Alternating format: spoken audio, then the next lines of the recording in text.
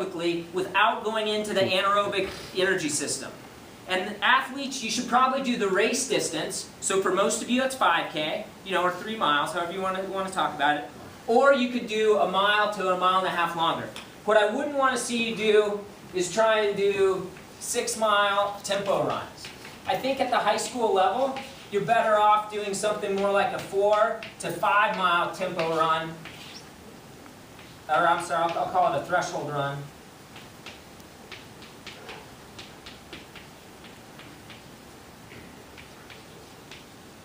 You're better off doing 4 to 5 miles and making it a little bit faster than going out for 6 miles and making it a little bit slower, okay? I'd much rather see you guys only do like a 4-mile run and really make that up tempo.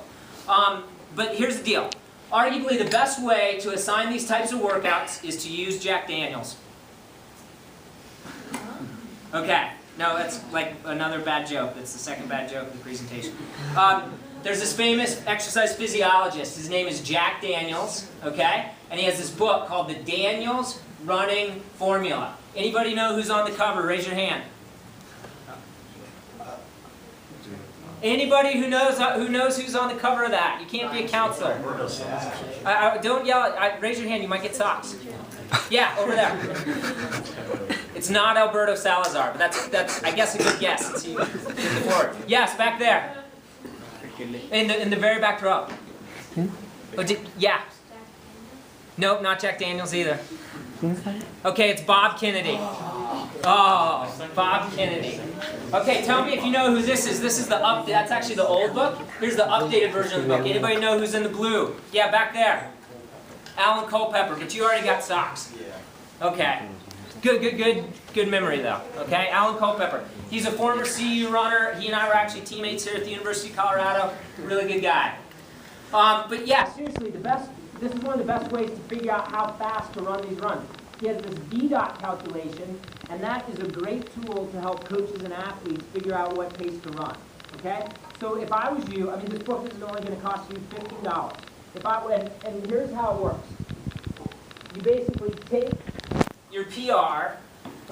There'll be a thing for 800 meters, and there'll be something for 1,600 meters, and then there'll be something on and on 5K, and you find a line that has your PRs on it. So let's say you're a woman, and it's 5 minutes here.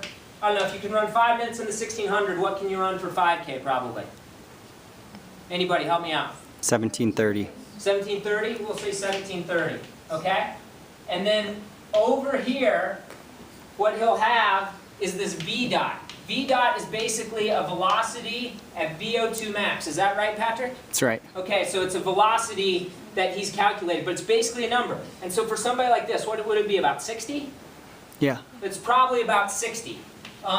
So my PR for the 1,600 is basically 4:06, and my PR for 5K is 14:20. And when you put those in, I think you get a VDOT of about 66 or 67. So we'll just say 67, just for argument's sake. But the bottom line is, so you find your PRs, you find your VDOT, and then you flip some pages in the book, and later in the book it gives you some workouts that you can do based on that number, okay? It's very good training. There's only the only thing I don't like about the training, doing it based off this book, is that if you don't feel good on that day, on a certain day, like you go out and your VDOT is 64, and it tells you to run, let's say, repeat thousands at a certain pace, if you don't feel good that day, sometimes it's kind of hard mentally. It's just kind of hard on your psyche when you're having problems running that pace. Okay, so just use it as a guide. And there'll be other days where you can run way faster than what your VDOT would have predicted you to run in a workout. So it's just it's kind of a middle of the road guess. Okay, but now on our fundamentals of running.